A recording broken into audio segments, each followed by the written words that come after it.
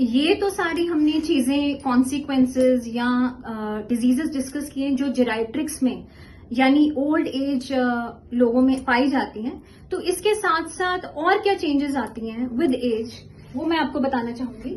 जैसे changes with ageing है, bone health, उनकी बोन हेल्थ काफी ज्यादा अफेक्ट होती है। Continuous loss of bone mass होता है।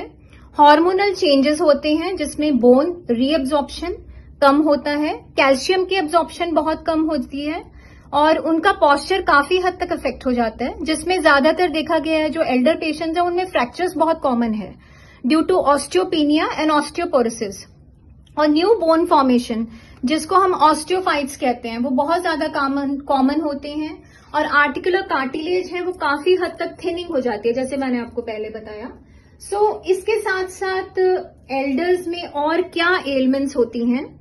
इनका मसल मास डिक्रीज हो जाता है और मेटाबॉलिज्म लो होता है, एनर्जी लो होती है, मसल स्ट्रेंथ और फंक्शन लो होता है, बेसल मेटाबॉलिक रेट बहुत लो होता है, हॉर्मोन्स की सेक्रीशंस कम हो जाते हैं जिनसे इनकी विजुअल सेंसिटिविटी यानी आईज अफेक्ट होती हैं, बाकी हॉर्मोन्स अफेक्ट होते हैं, विजुअल एक्टिविटी कम होती है। फिर ऑल्ट्रेशन आ जाते हैं सारे फंक्शंस में, सेंसेस में। इम्यूनिटी भी काफी हद तक, जो फिजिकली एक्टिव नहीं रहते एल्डर्स उनमें इम्यूनिटी काफी अफेक्ट होती है।